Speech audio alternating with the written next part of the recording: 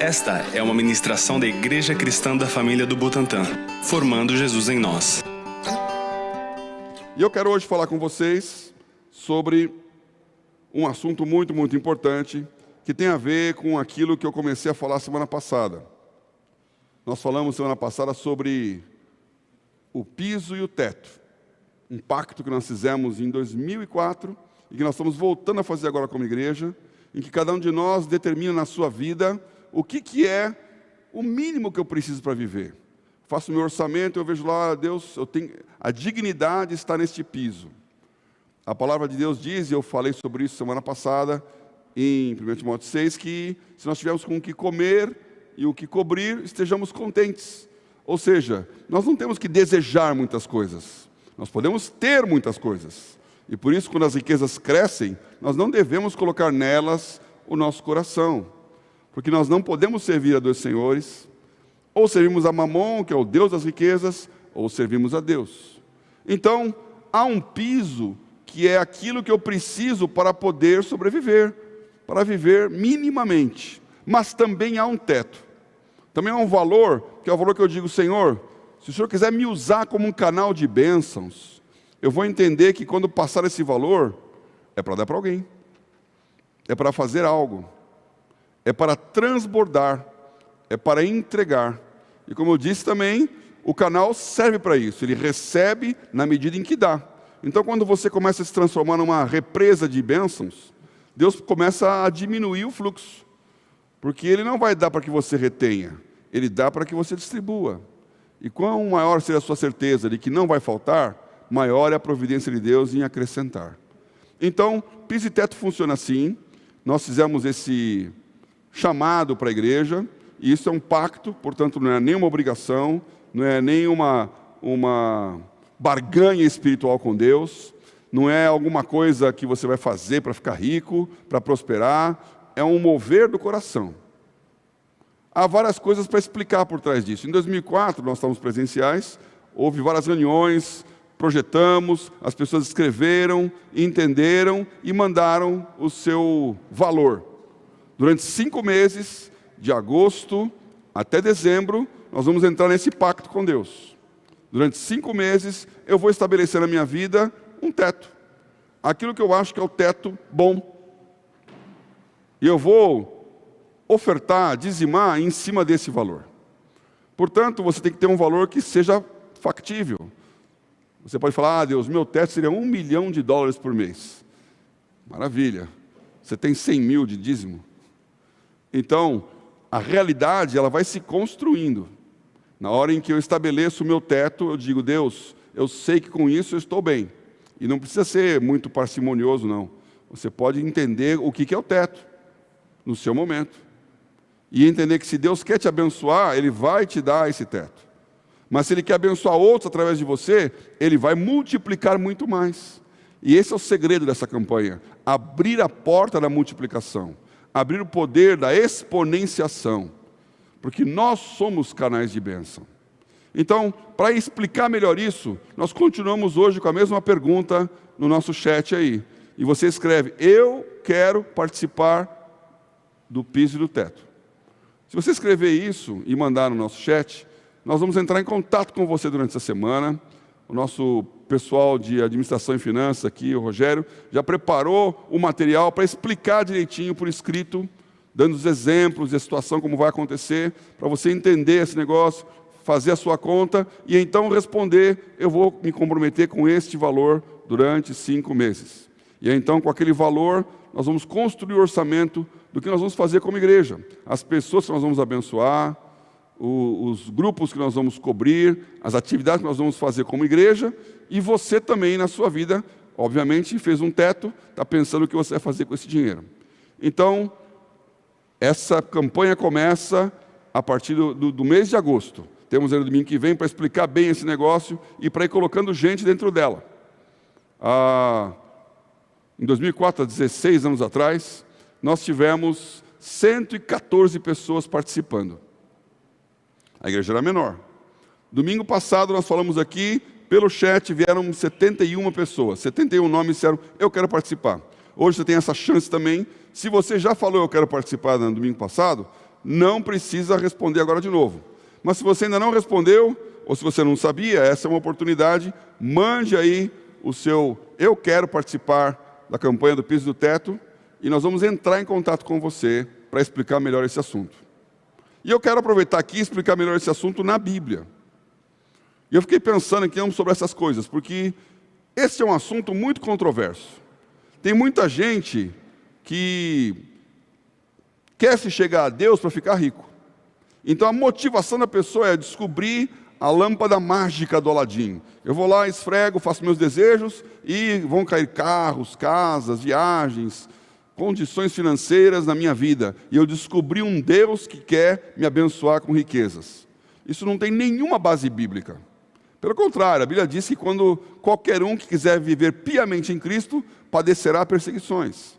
A Bíblia fala que nós, como eu acabei de dizer, não devemos colocar o nosso coração nas riquezas, não podemos servir a dois senhores, porque se você for servir a Mamon, você tem que abrir mão de Deus. Então não há nenhuma base bíblica para enriquecer às custas do reino.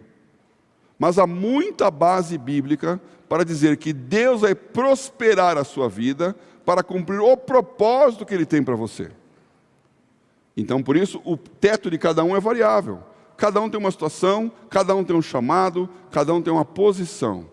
E Deus vai abençoar para que você não passe necessidade. Ninguém vai ficar para trás. E uma expressão que eu fui olhar na Bíblia, que aparece lá algumas vezes, a gente usa bastante, é a expressão 100 vezes mais.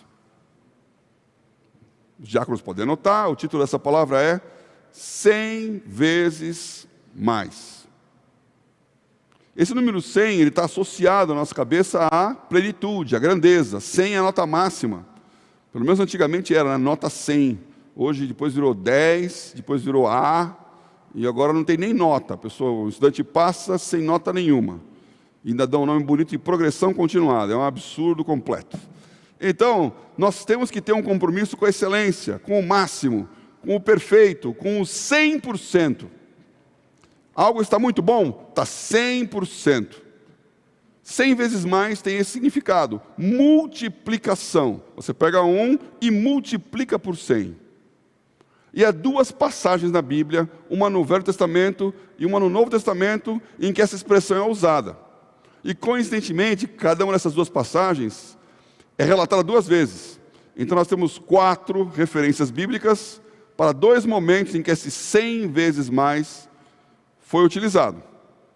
O primeiro deles, no Velho Testamento, está em 2 Samuel 24 e em 1 Crônicas 21. É a mesma história relatada 2 vezes.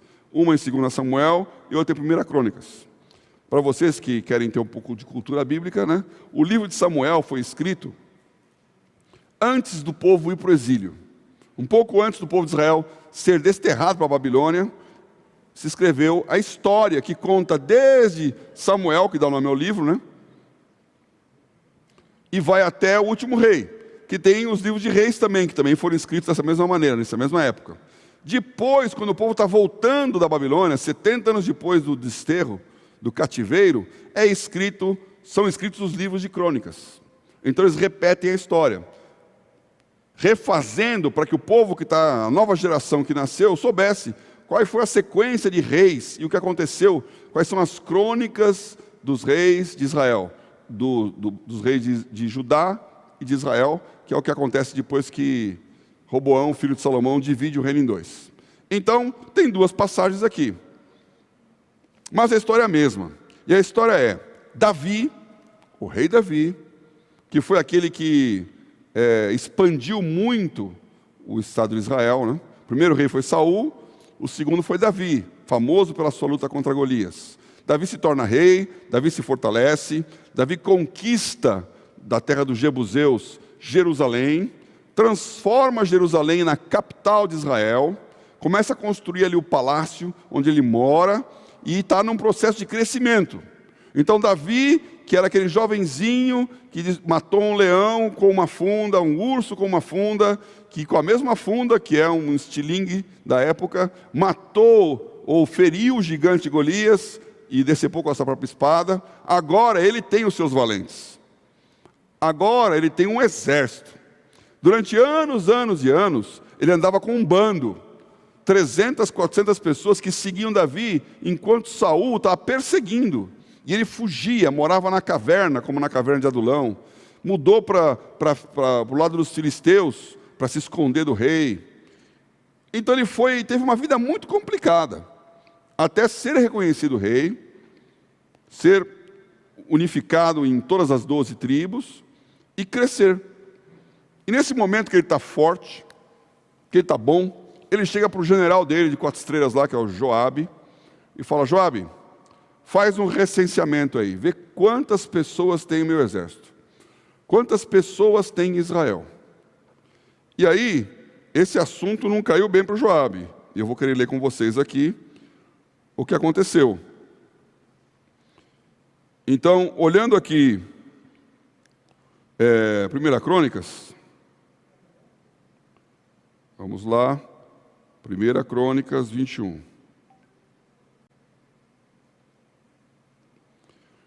Então Satanás se levantou contra Israel e incitou Davi a numerar a Israel. E disse Davi a Joabe e aos maiorais do povo: Ide, contai a Israel desde Berseba até Dan, e trazei-me a conta, para que saiba o número deles. Então disse Joabe: o Senhor acrescente ao seu povo 100 vezes tanto como é. Porventura, ó rei, meu senhor, não são todos servos de meu senhor? Por que procura isso, meu senhor? Porque seria isso causa de delito para com Israel. Porém, a palavra do rei prevaleceu contra Joabe. Pelo que saiu Joabe, passou por todo Israel, então voltou para Jerusalém. E Joabe deu a Davi a soma do número do povo, e era todo Israel 1.100.000 homens, dos que arrancavam a espada. E de Judá, 470.000 homens, dos que arrancavam a espada. Porém, os de Levi e Benjamim não contou entre eles, porque a palavra do rei foi abominável a Joabe. E esse negócio também pareceu mal aos olhos de Deus, pelo que feriu a Israel. Então essa primeira vez que aparece 100 vezes, é Joabe, o general, tentando convencer Davi a não fazer aquele recenseamento. E muita gente pergunta: mas qual que é o problema? Se você for olhar lá na época da Torá, nos 5 livros da lei, o povo fez o recenseamento 2 vezes. Quantas pessoas tinham? Qual que era o número de pessoas em cada tribo?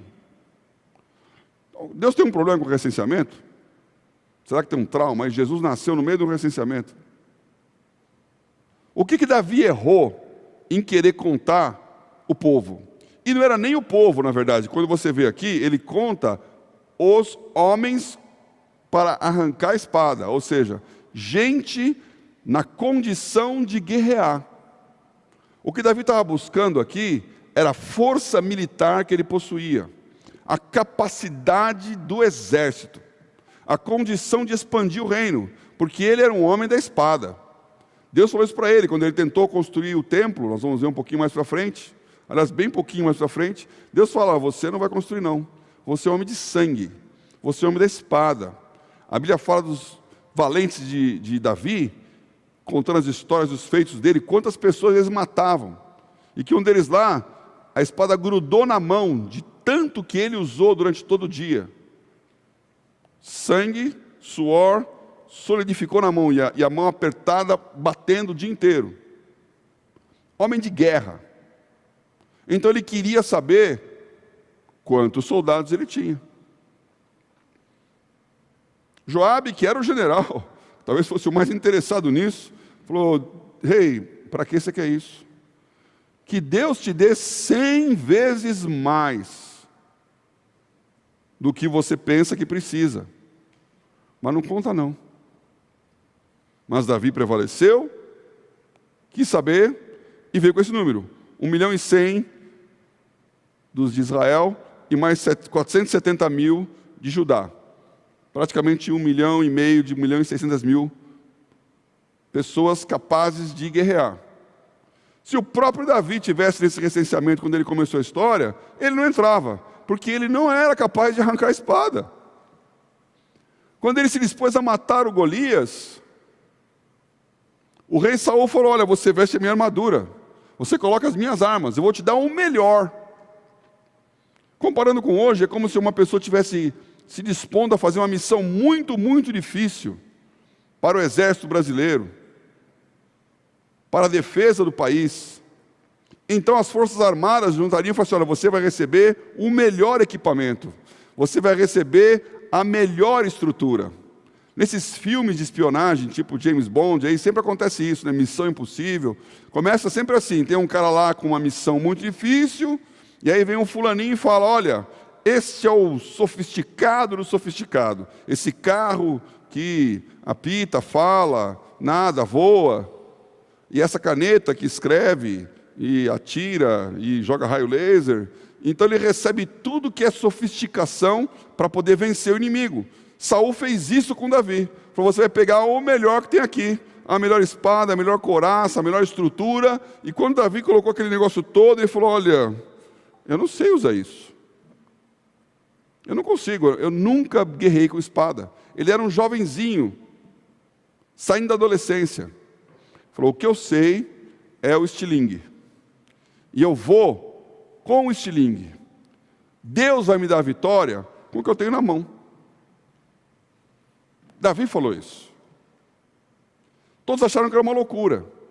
O irmão dele pensou: esse Davi metido quer se exibir aqui e vai quebrar a cara. Porque isso aqui não é piada não, isso aqui é guerra. E o Golias não está lá para brincadeira, ele vai matar mesmo. E olhando a situação, estava na cara que o Davi ia morrer na mão do Golias.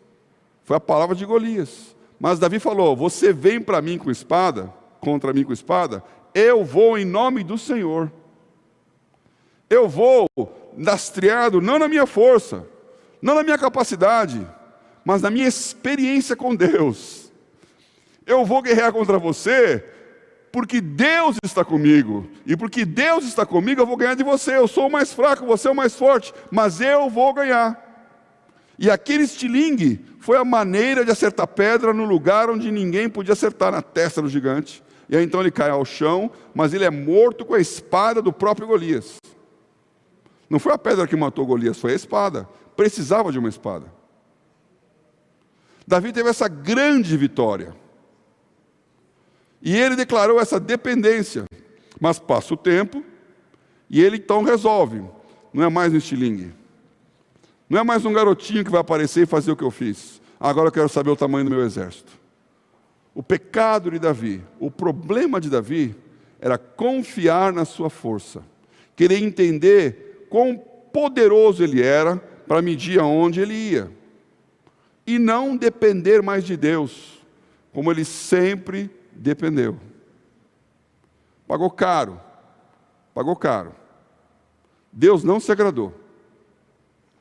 E aí, então, Deus fala com ele: ó Davi, não. Agora você vai escolher 3 coisas. Quando Davi entendeu que ele tinha errado ao contar ao povo, ele foi pedir perdão a Deus e falou assim: ó, 3 alternativas.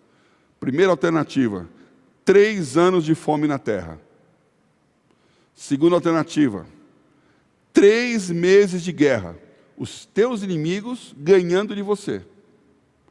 Terceira alternativa: 3 dias de peste. Que história, hein? E aí, Adriano, vai escolher qual? Qual que a gente escolhe nessa hora?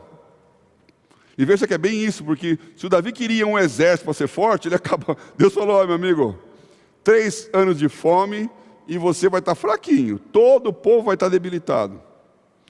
3 meses de guerra perdendo o inimigo. 3 meses de exército inimigo ganhando de você. 3 dias de peste no meio do povo. Aí Davi disse: eu errei, eu pequei, eu aceito, mas eu quero cair nas mãos de Deus, não nas mãos dos meus inimigos. Então ele escolheu 3 dias de peste. E veio aquela peste matando gente, 70 mil pessoas mortas. 70 mil pessoas mortas. Te lembra do Covid aí? Peste matando gente. E aí então a Bíblia fala, eu não vou ler aqui por conta do tempo, mas você pode ver com calma tudo isso que eu estou explicando aqui em 1 Coríntios 21. A Bíblia fala que o anjo do Senhor chegou em Jerusalém. Aquele anjo que ia destruir. E quando ele está diante da cidade, Davi vê aquilo e fala, Senhor, esse povo não tem culpa. Esse povo não tem culpa. Eu sou culpado. Então eu quero pagar o preço. Põe a praga sobre mim, não sobre eles. E muita gente acha que Davi realmente sofreu essa praga, essa peste. Porque quando você olha lá os Salmos, Salmo 38, 39, 41, são bem próximos aí, você pode ir lá depois, Davi está falando dessa peste, da doença e de Deus dando o livramento. Nós não temos essa sensibilidade no dia a dia dessas pessoas. Nós olhamos a história de Davi, a gente lembra que ele era criancinha e ganhou do gigante, a gente lembra que ele se tornou um rei poderoso, que o Saul perseguiu, a gente lembra que ele fez o templo, ou Jerusalém como capital, e terminou glorioso, mas eu falei aqui em 30 segundos de décadas de história. Quanta coisa não aconteceu, além inclusive do que está escrito. Porque a vida desse homem era uma vida de carne e osso, como a sua. Para nós uma semana conta. Ninguém passa uma semana sem comer. 3 anos de fome. 3 anos de recessão econômica. 3 anos de perda de força produtiva. Porque num país que é, como todos os países da época, eminentemente em agronegócio, né? Agricultura, 3 anos de chuva, 3 anos de seca, 3 anos de fome. Nós vivemos isso aqui agora. Nós vamos continuar sofrendo os efeitos dessa pandemia. Graças a Deus, e pela oração da igreja também, as mortes não estão nem próximas daquilo que os catastrofistas falavam no começo. No mundo, aqui no Brasil estão dizendo que ia ser 250 mil mortes em junho, mês passado. Lá em março, falavam que em junho ia ter 250 mil mortes. E as coisas estão acontecendo. E nós estamos já enxergando o final dessa crise. Há um alto custo. E esse custo não são apenas as vidas que ainda estão morrendo, mas o custo da depressão econômica que virá, da pressão sobre salários, empregos, negócios. E quando essa onda passar, você vai ver os restos aí boiando. Tem crise pela frente. Davi escolheu que Deus tivesse misericórdia. E aí, então ele faz o quê? Ele vê aquele anjo e ele diz, eu vou fazer um sacrifício. Eu vou fazer um sacrifício. Então ele vai a Bíblia fala uma eira, que é um montezinho lá, um lugar, um terreno elevado, que pertencia a um homem chamado Ornã, segundo o que está declarado em 1 Crônicas, né? No final do capítulo 21, e ele fala, eu vou fazer aqui o sacrifício. E o Ornã, que era o dono, falou, rei, o que está acontecendo? O Ornã viu aquele anjo, viu o anjo de guerra lá para destruir o povo, viu Davi chegando e falou, toma para ti, e faça, ó rei, meu senhor, dela o que parecer bem aos seus olhos. Eis que dou os bois para holocaustos, os trilhos para a lenha e o trigo para a oferta de manjares. Tudo dou. Ornã era um empresário. Ornã era o dono de terra. Ornã tinha uma estrutura. Você vê que ele tinha boi, ele tinha madeira, ele tinha trigo, ele tinha plantação, ele tinha agricultura, agronegócio. E o rei estava lá falando, eu vou acabar com essa praga. Falou, eu faço aqui, eu dou. Fundo de solidariedade. E o Davi disse a Ornã, não, antes pelo seu valor a quero comprar, porque não tomarei o que é teu, para o Senhor, para que não ofereça holocausto sem custo. E Davi deu a Ornã por aquele lugar o peso de 600 ciclos de ouro. Então edificou ali um altar ao Senhor, ofereceu nele holocaustos, sacrifícios pacíficos, e invocou o Senhor, o qual lhe respondeu com fogo do céu sobre o altar do holocausto. E o Senhor deu ordem ao anjo, e ele meteu a sua espada na bainha. Vendo Davi, no mesmo tempo que o Senhor lhe respondera na eira de Ornã, o Jebuseu, sacrificou ali porque o tabernáculo do Senhor que Moisés fizera no deserto e o altar do holocausto estavam naquele tempo no alto de Gibeão. Isso aqui é interessante, pouca gente sabe. Se você for ler a sequência aqui do capítulo 22, Davi fez aquele oferta a Deus, e o anjo parou. E quando ele viu que tinha acabado a praga, parou o Covid, ele falou, vou sacrificar aqui. O lugar para sacrificar era no altar do templo. E o templo, aquele templo do deserto, o templo de Moisés, que era montado e desmontado, aquelas lonas, aqueles véus, ele estava nesse lugar chamado Gibeão. Não existia ainda o templo de Jerusalém. Mas aqui começa a história do templo de Jerusalém. O livro de Crônicas, no capítulo 22...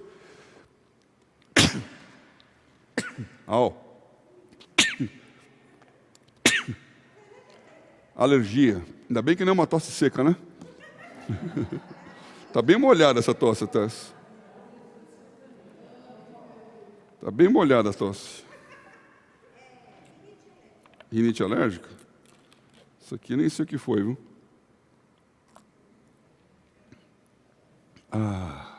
Que maravilha. 1 Crônicas 22 fala que Davi resolveu construir naquele lugar o templo. E mandou então preparar todo o material e Salomão ia fazer essa construção. Então, esse episódio marca a ideia de construir o templo de Jerusalém. Então, essa história toda mostra que Davi teve uma ideia de depender de si mesmo, de ter a força política, da força militar que ele poderia ter com o seu exército, de contar os seus homens e planejar suas guerras. E Deus queria que ele dependesse de Deus. Não há nenhum problema em ter muita coisa. Não há nenhum problema em ter muita gente no exército. E como eu disse, muitas vezes a palavra mostra uma contagem de quantas pessoas tinham para fazer todas as coisas. Mas há muito problema quando você acha que Deus te ajudou no começo, mas agora não precisa mais não, deixa que eu cuido agora. Deus deu livramento quando eu era jovenzinho, não tinha escapatória. Agora eu tenho, então eu vou com a minha grana. Eu vou com o meu poder. E isso acontece com muita gente que começa na igreja, na profunda necessidade. Mas quando a vida começa a melhorar, você começa a achar que não é tanto assim. Não precisa ser tão exagerado. Não seja tão zeloso dessas coisas de Deus. Dá para dar uma escapadinha, dá para dar uma mudada. E aí, então você começa a confiar na sua própria estrutura. Agora eu tenho grana, agora eu tenho soldados, agora eu sei me virar. Deixa tranquilo, Deus, que agora eu tomo conta da minha vida bem. E Deus está falando, amigo, vem uma fome e tudo que você pensa que podia tomar conta vai acabar. O ciclo econômico muda, vem uma crise, vem uma recessão, a sua empresa vai embora, a economia se desgasta. Em 3 anos de crise, quem aguenta? Ou então vem uma guerra, as pessoas se voltam contra você e eles determinam, vão acabar com a sua raça. Eu lembro na época de mercado financeiro, de bolsa de valores, tinha muito isso lá, tinham disputas de controle de preços, de fazer o vencimento, de dar o preço de exercício, e às vezes tinham lá, eu lembro essa história nitidamente, tinha um fulaninho lá que resolveu peitar um grande grupo econômico.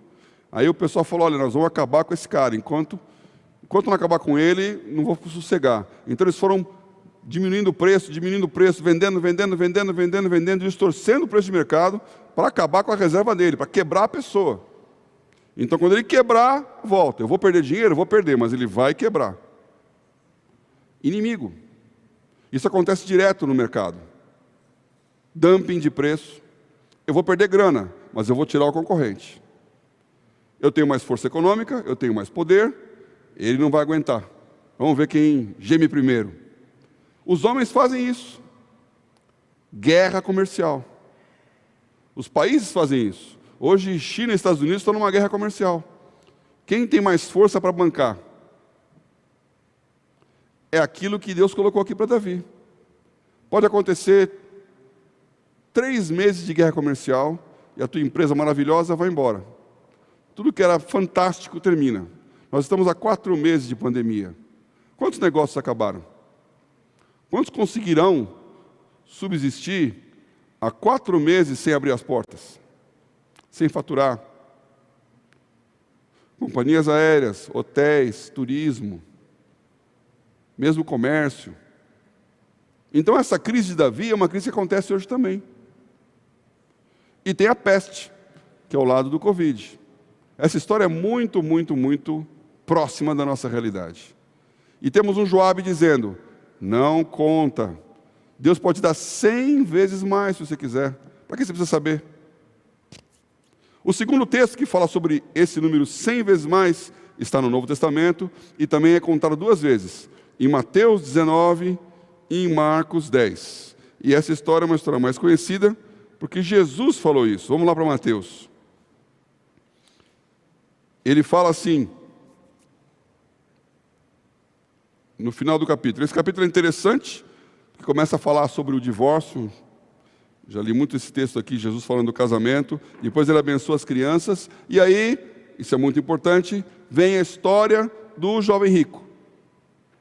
Um jovenzinho com muitas posses, que chega para Jesus e fala, mestre, que farei para herdar a vida eterna? E Jesus fala assim, por que chama mestre? Bom mestre, ele fala, né? Por que me chamas bom? Bom só um que é Deus. Agora, você quer agradar? Cumpre os mandamentos. Ele falou, quais? Eu cumpro todos. Ele falou, você já cumpre todos os mandamentos? Então te falta um negócio. Vai, doa, vende tudo que você tem, pega o dinheiro e doa aos pobres. Você vai ter um tesouro no céu. Aí você vem e me segue. Quando Jesus falou isso, o jovem entristeceu, porque ele era muito rico. Então veja, esse é o crente que todo pastor quer. Porque é um jovem, então tem a força, tem a disposição, tem a vontade. Ele está perguntando, diz aí o que eu tenho que fazer que eu faço. Fala aí o mandamento que eu cumpro. Eu gosto de jovem assim. Tem jovem que fica se escondendo de trabalho, né? Paulo escreveu, jovem, escrevo porque sois fortes. Já vencestes o maligno. Então a força física aqui é sempre no jovem. Quem está disposto a carregar o piano, jovem. E esse jovem, ele era disposto a carregar o piano. E mais ainda, ele era rico. Quem não quer um jovem rico dando dízimo? É uns mandamentos. Mas Jesus destruiu aquilo porque ele não estava interessado na arrogância e na autossuficiência daquele jovem. Ele está falando, você quer mesmo ir para o céu? Então faz o seguinte, olha, vende tudo que você tem e dá para os pobres. Você vai ter um tesouro no céu. Aí você vem e me segue.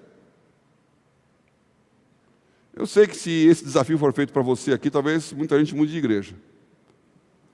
E Jesus não está com isso dizendo que todo mundo tem que vender tudo que tem para seguir a Ele. Ele está dizendo que o preço é não ter nada em primeiro lugar. Nada na frente. Se a sua riqueza está na frente, é melhor perder a riqueza. Se o seu olho está na frente, é melhor perder o olho. Se a sua família está na frente, é melhor perder a família. Eu falei isso para os pastores, ficou todo mundo me olhando assim, mas como assim, pastor? A família, a família? Olha o que ele fala aqui nesse texto. Ele vai para o jovem rico, e aí o jovem rico vai embora, aí ele fala, é difícil mesmo um rico entrar no céu, mas fácil um camelo passar pelo fundo da agulha. E os discípulos então ficam assim, dizendo, mas quem vai salvar então? Camelo no fundo da agulha? O que passa? Lembrando que ele já está falando aqui de uma porta de Jerusalém, que chamava-se Porta da Agulha, que era uma porta para pedestres. Então, era uma passagem no muro que era para a gente passar andando, e não portão onde entravam os animais. Então, o camelo passar por aquilo era mais complicado.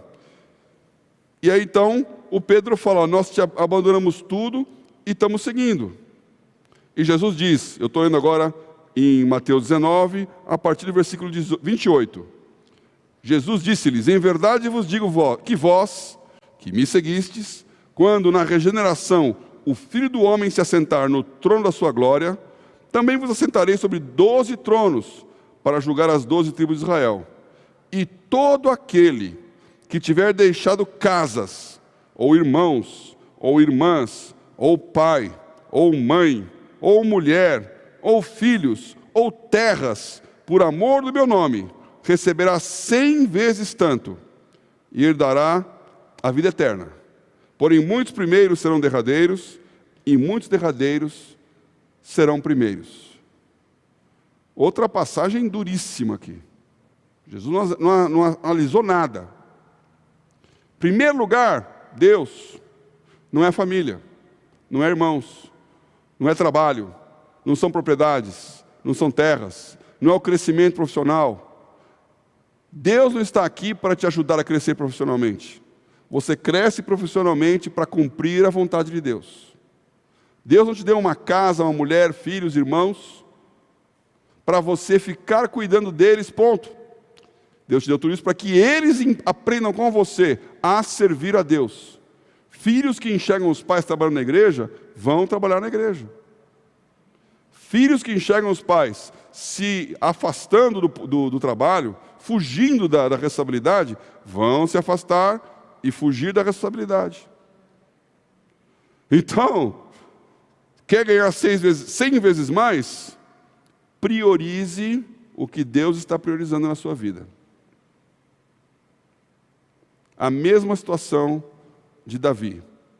Não confie nas riquezas. Não confie na sua capacidade de fazer. Confie no que Deus quer.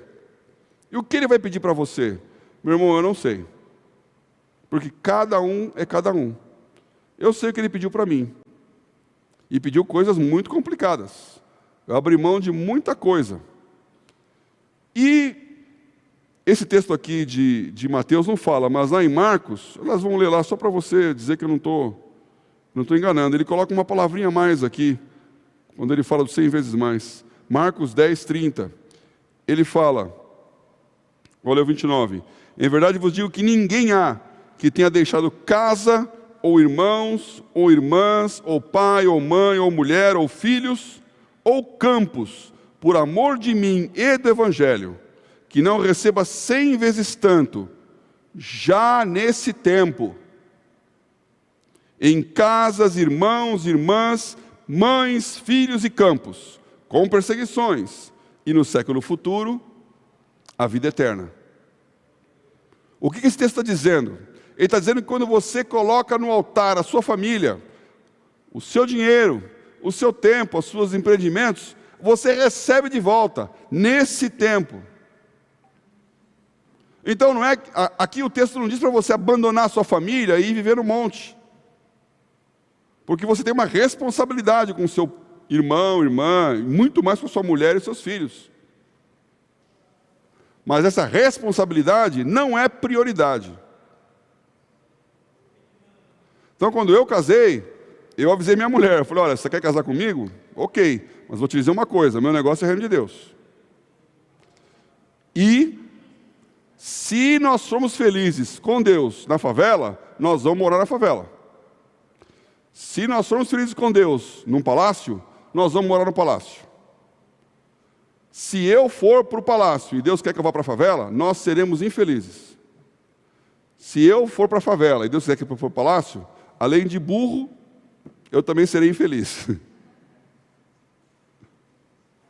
Eu falei isso com todas as letras. E ela ouviu. Então ela casou comigo sabendo do risco. E ela pensou assim, vamos morar na favela. Como toda boa mulher, ela não acreditou que ia vir palácio não. Falou, se é para escolher, vai vir o pior. Então, escolheu, glória a Deus, deu certo. Deu certo. Porque eu vivo muito bem. Eu sou grato a Deus por tudo que Ele me deu. Esse 100 vezes mais aconteceu. Mas primeiro você coloca no altar. E esse é o projeto do pacto. Esse é o que está por trás do conceito do piso e do teto. Eu estou falando, Deus, eu estou entregando o que eu tenho. Porque eu estou entendendo que o que eu tenho é para um propósito. E não todo o universo para mim. Eu estou me colocando no meu lugar. Eu não quero confiar no poder do meu exército, como Davi confiou. Eu não quero confiar no tamanho da minha riqueza, como aquele jovem rico confiou. Eu quero confiar em Deus. E saber que Ele vai tomar conta de mim. Que Ele vai me carregar no colo no momento da necessidade. E que Ele vai me levantar no momento da glória. Então, meu irmão, minha irmã que está me ouvindo aqui, você tem essa oportunidade hoje aqui. De entender o reino. De entender a prioridade. De colocar as coisas no lugar. Se você não concordou muito com o que eu falei, vá ler os textos. Pesquise. Chegue à sua própria conclusão. Porque eu não estou aqui para obrigar ninguém a nada. Mas eu tenho que acender uma luz. E quando acender a luz, colocar ela bem alta para que você ilumine o caminho. Eu não quero que você demore muito tempo, a sua vida, para chegar no final e dizer, não valeu a pena. E investir naquilo que não deveria. Abandonei os que eram próximos e agora não tenho ninguém. Usei a Deus e agora Deus não pode mais me usar. Deus está nesse lugar. Eu quero orar com você nessa situação. Eu quero orar para que o seu 100 vezes mais aconteça. Para que você fazendo um pacto desse, diga, Deus, 100 vezes mais. Em 2004 nós fizemos isso. O resultado foi impressionante. Eu estava lembrando da minha vida, porque 2005 foi um ano de transformação muito grande na minha vida. E não apenas no dinheiro financeiro, mas no alcance das coisas que eu pude fazer. Em 2005, portas enormes se abriram. E eu fui levado a altos postos. Não podia imaginar isso. Quando eu fiz aquele pacto, e eu estava desempregado em 2004. Eu tinha resolvido dar um tempo para Deus. Então, abri mão do emprego. Eu falei que tomei decisões difíceis, essa foi uma delas, né? Cheguei para minha esposa e falei, olha, a igreja precisa, eu vou sair do trabalho e vamos cuidar da igreja. Só que ela não consegue pagar, então nós vamos nos bancar aqui sem dinheiro. Você está dentro? E a resposta foi imediata. Não sei se hoje, sabendo tudo o que aconteceu, ela responderia da mesma maneira, mas na hora H lá, ela falou, igreja em primeiro lugar. Então a minha mulher e o meu filho foram colocados debaixo da prioridade do reino. E Deus honrou. E quando chegou esse momento do pacto, eu pensei, o que eu vou fazer? Eu tinha até esquecido disso. Aí quando veio a planilha, que eu estou olhando lá, como eu falei aqui, o Marco guardou tudo, e eu vi ali o meu nome e o meu valor. Eu não tinha nenhuma renda. Eu me botei um salário bem grandão, falei, olha, eu viveria bem com esse salário. Ele falou, vou dar o dízimo em cima disso. Em 2005, Deus dobrou o que eu tinha colocado, e hoje então nem se diga. Então há poder nessas coisas. E nós temos temor em falar que há poder, porque parece que é um negócio, parece que é uma venda e compra. Mas, meu irmão, por favor, me entenda. Você não tem que chegar a Deus porque Ele vai te dar prosperidade. Mas você tem que chegar a Deus porque Ele vai te dar prosperidade. Só que não é para você, é para a mordomia do reino. Deus vai te levantar e muitos serão abençoados. Muitas famílias na terra podem ser abençoadas por uma decisão que você vai tomar aqui agora. E nós vamos orar, e nós vamos abençoar. E se você estiver sentindo no seu coração, é o meu momento de fazer um pacto, você manda aí o seu chat dizendo, eu vou fazer o pacto. E nós vamos entrar em contato. Se você não sentir isso, irmão, vida que segue, porque isso não tem nada de obrigatório. É Deus falando com cada um. É um mover do Espírito Santo. Deus está nesse lugar. Eu quero orar com você. Eu quero abençoar a sua vida.